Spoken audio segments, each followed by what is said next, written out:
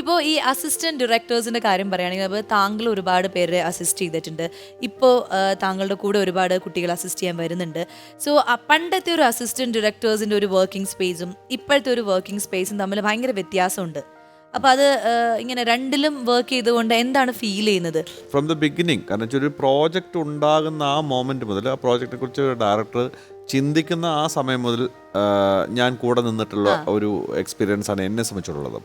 അപ്പം ഞാൻ അതുകൊണ്ടുണ്ടാകുന്നൊരു ഗുണം എന്ന് പറഞ്ഞാൽ കൂടെ വർക്ക് ചെയ്യുന്ന ആൾക്കാർക്ക് മൈന്യൂട്ട് ഡീറ്റെയിലും അറിയാം നമ്മൾ എന്ത് ചിന്തിക്കുന്നു, അതെങ്ങനെ എക്സിക്യൂട്ട് ചെയ്യണം എന്നുള്ളതുണ്ടല്ലോ. അത് തീർച്ചയായും ഞാൻ ഇപ്പോൾ ഉള്ള എൻ്റെ കൂടെ വർക്ക് ചെയ്യുന്ന ആൾക്കാരോടും ഞാൻ കൂടെ നിർത്തിക്കൊണ്ട് തന്നെയാണ് പറയുന്നത്. പക്ഷെ അന്ന് കുറച്ചും കൂടി ബുദ്ധിമുട്ടല്ലായിരുന്നു, കാരണം ഈ മൊബൈൽ ഇല്ല, നിങ്ങൾക്ക് ഒന്നും അങ്ങനെ ഫോട്ടോ എടുത്ത് വെക്കാൻ പറ്റില്ല, കണ്ടിന്യൂറ്റി ഒക്കെ ഇല്ല. ഞങ്ങള് ഈസി അല്ല ഇപ്പോൾ അന്നത്തേക്കാൾ കുറെ കൂടി ഈസിയാണ് ഇപ്പോൾ. കാരണം വെച്ച് കഴിഞ്ഞാൽ നമുക്ക് ഇപ്പോൾ ഞാൻ അതിൻ്റെ ഏറ്റവും രസം എന്ന് പറഞ്ഞാൽ അസിസ്റ്റന്റ് ഡയറക്ടേഴ്സ് പൊതുവെ ഈ കോസ്റ്റ്യൂം കണ്ടിന്യൂറ്റി എന്നൊക്കെ പറയുന്നത് എല്ലാം കംപ്ലീറ്റ് ഫോട്ടോ വെച്ചിട്ടാണ് ചെയ്യുന്നത്. സീൻ നമ്പർ വെച്ചിട്ട് ഫോട്ടോ വെച്ചിട്ടാണ് ചെയ്യുന്നത്.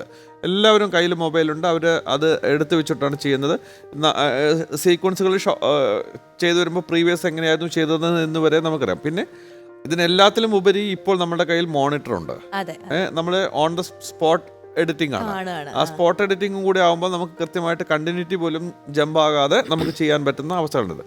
അപ്പം മറ്റത് മുഴുവൻ മനസ്സിലാണെന്നുള്ളതാണ്. പക്ഷേ ഈ ടെക്നോളജി ഇങ്ങനെ ഭയങ്കരമായിട്ട് അഡ്വാൻസ്ഡ് ആയപ്പോൾ കുറച്ച് അശ്രദ്ധ അല്ലെങ്കിൽ ഒരു ലേസിനെസ് വന്നു എന്ന് എപ്പോഴെങ്കിലും തോന്നിയിട്ടുണ്ടോ? അതായത് ഈ കണ്ടിന്യൂറ്റി ജമ്പ് ചെയ്യുക, പ്രോപ്പർട്ടീസ് മിസ് ചെയ്യുക, അങ്ങനെയൊക്കെ എന്താ അല്ല ഇപ്പം അങ്ങനെ ഒരു പ്രശ്നം വരുന്നില്ല എന്നുള്ള. കാരണം എന്താ അറിയോ, നമ്മൾ സ്പോട്ട് എഡിറ്റിംഗ് ആണ്. അതുപോലെ തന്നെ ഈ പ്രോംപ്റ്റിംഗ് എന്ന് പറയുന്ന ഒരു എലമെന്റ് ഇപ്പോൾ തീരെ ഇല്ല എന്ന് തന്നെ പറയാം. പഴയ കാലത്ത് വളരെ ചില സിനിമകളിൽ പ്രോംപ്റ്റിംഗ് ഉണ്ടാവാറുണ്ട്, ചില സിനിമകളിൽ പ്രോംപ്റ്റിംഗേ ഇല്ലാതെ പോകുന്ന. അന്നും ഇതേപോലെ അന്നും നമ്മൾ സിങ് സൗണ്ട് അല്ല ഒന്നും അല്ലാതിരുന്നിട്ട് പോലും നമ്മൾ ഡയലോഗ് കാണാതെ പഠിച്ചുകൊണ്ട്. എന്തുകൊണ്ടെന്ന് വെച്ച് കഴിഞ്ഞാൽ അതിനകത്തൊരു ഗുണം പറഞ്ഞാൽ ഡയലോഗ് നമ്മൾ കാണാതെ പഠിച്ചിട്ടുണ്ടെങ്കിൽ നമുക്ക് ഉണ്ടാകുന്ന ഒരു ഗുണം, നമ്മുടെ ഒരു കോൺഫിഡൻസ് ലെവൽ കൂടും. ഒന്ന്, നമുക്ക് തെറ്റില്ല. രണ്ട്, ഒരാൾ പെർഫോം ചെയ്യുമ്പോൾ അയാളുടെ ഡയലോഗ് കൂടെ നമുക്കറിയാം. അപ്പം ആ സീൻ ടോട്ടലായിട്ട് പഠിച്ചു പോകുമ്പോൾ ഉണ്ടാകുന്നൊരു ഗുണം എന്ന് പറഞ്ഞാൽ പെർഫോം ചെയ്യുമ്പോൾ നമുക്ക് ഇൻ ബിറ്റ്വീൻ പോലും നമുക്ക് ഇംപ്രവൈസ് ചെയ്യാൻ പറ്റും. അതൊക്കെ അന്നത്തെ കാലത്ത് ഉണ്ട്. ഇന്നും പുതിയ ജനറേഷൻ അതിനകത്ത് യാതൊരു മടിയും ഇല്ലാതെ വളരെ കൃത്യമായിട്ട് ചെയ്യുന്നുണ്ട്. 100% ഡെഡിക്കേറ്റഡ് ആണ്.